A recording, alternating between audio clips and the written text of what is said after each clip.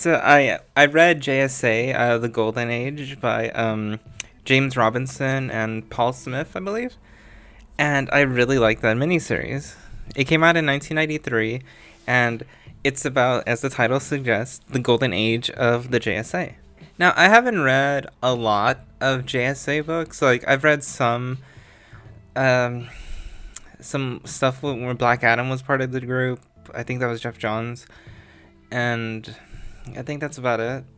Oh, and then I read the first issue of the new Jeff Lemire run, which seems to be ramping up to be something really good. I trust Jeff Lemire. But this story got me really interested. It, I get the vibes sort of like, I could sort of see some Watchmen in the way that, the characters are very like realistic, but at the same time, I get a lot more, the, was it the Frontier, the New Frontier? Yeah. I'm getting more New Frontier vibes than anything, just because by the end of it, it's more of an optimistic like interpretation, even like with warts and all, than Watchmen, where it's like the warts and all is everything, and the superhero stuff is coincidental. But this is more. This would be more of a precursor to the New Frontier, because it takes place slightly beforehand, and you could sort of see it be a ramping up to the New Frontier. I don't know a lot of these characters. I know Alan Scott, the Green Lantern, and it was cool to see him in this setting. He's a hero no matter what, and he's always trying to help people, and he's trying to help them in his civilian form most of the book. He only like shows up as the Green Lantern in the last issue, and most of the heroes in the story only show up as heroes at the last issue. And so you get to see what actually like compels them to like be heroic, and what heroism means in their everyday life compared to being a superhero. Because after the war, superheroics isn't like necessarily like what they want to do. So like to them it's like, how do you still be a hero in like America out of war? The overarching like narrative, it's like very much a story of like MacArthurism, because the Americommando, who Rex Thompson, I believe his name was, he after World War II, he comes back from war, and he's trying to like become senator, and he's trying to start his own like American based like superhero squad, but completely under the U.S. government's like watchful eye. And he's like very much like stopping his whole narrative. It's like, we gotta stop communism and like watch out for the enemy within type like stuff. And so like the general public is trying to like distrust a lot of like the superheroes who were saving lives, and it's that really happens. So it's like interesting to see it twisted into a superhero thingy.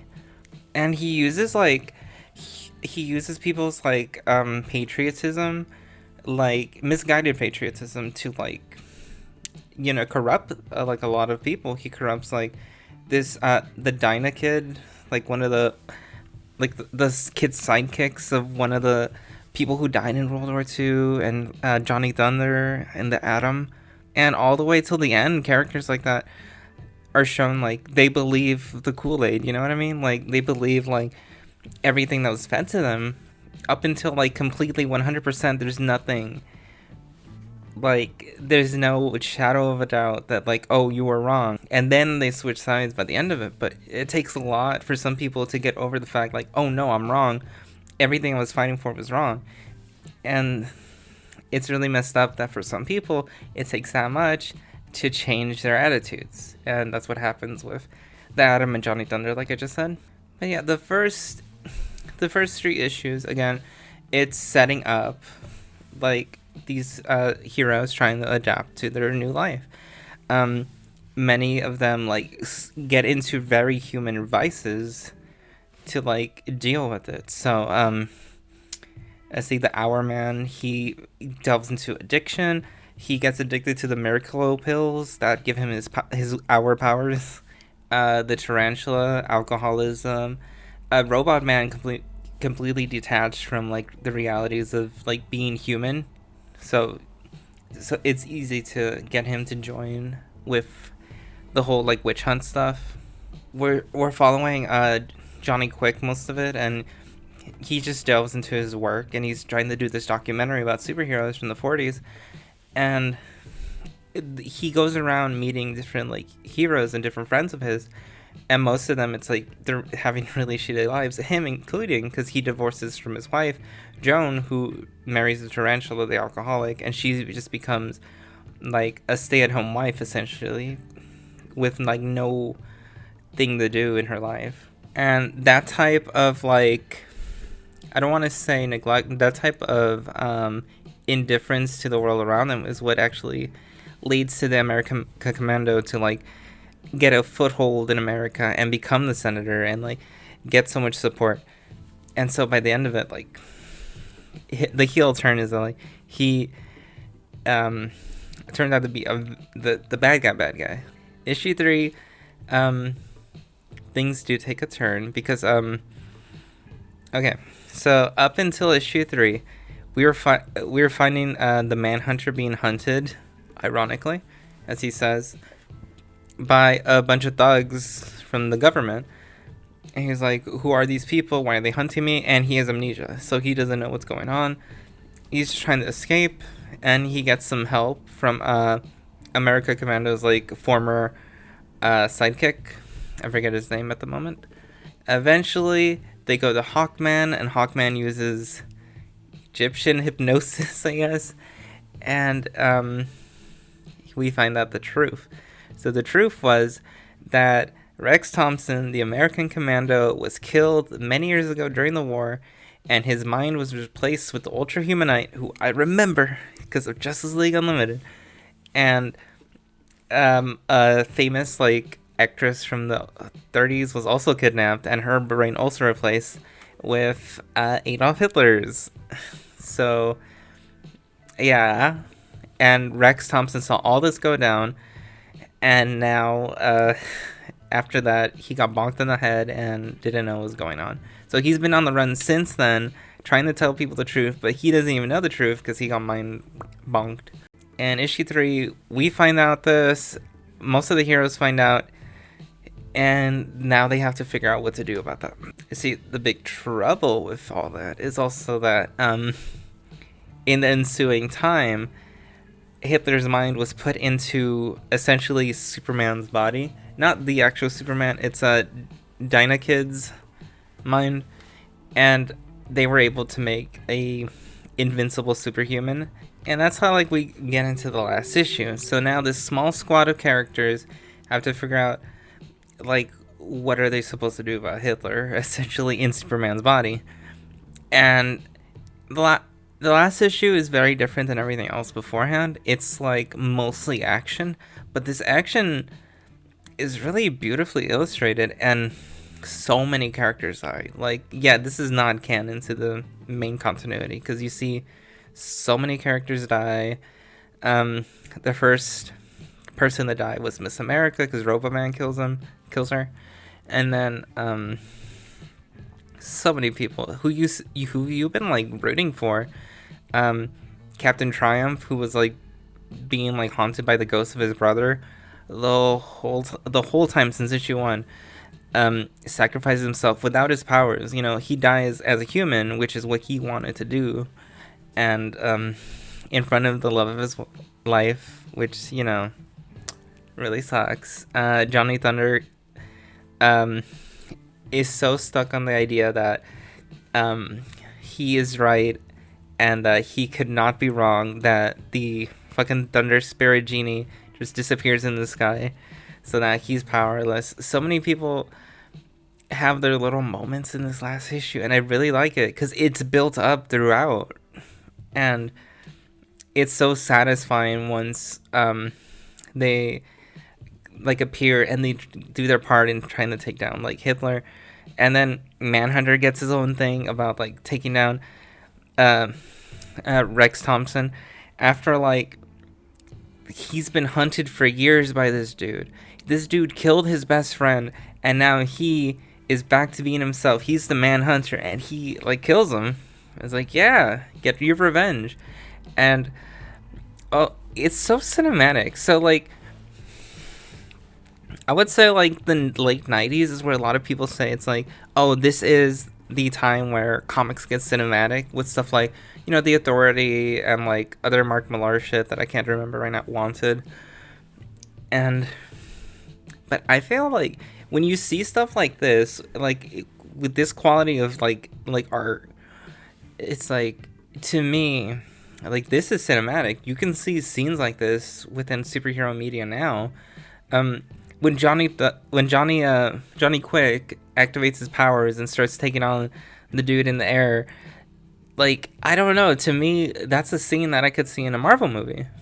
And I wish we got like, action set pieces like this. But of course, like, movies is a different medium than comic books, so you can't 100% compare it. But at the same time, if you're gonna do spectacle, I wish spectacle was like this, if that makes sense. So by the end of it, we get this no-name kid. He's trying to hold off, Hitler, and what's her name? Liberty Bell. She decisive like hit into his chest with the star rod, and Hitler is killed. Finally. And then, like, at the end of it, you see most of the heroes get a happy ending. Most of them, like, that survive, get a happy ending. They're happy to retire now, seeing that it was worth it in a way. Because, like, before the reality of the war and stuff, it's like you didn't have a happy ending for them in their personal lives or within their professional superhero career.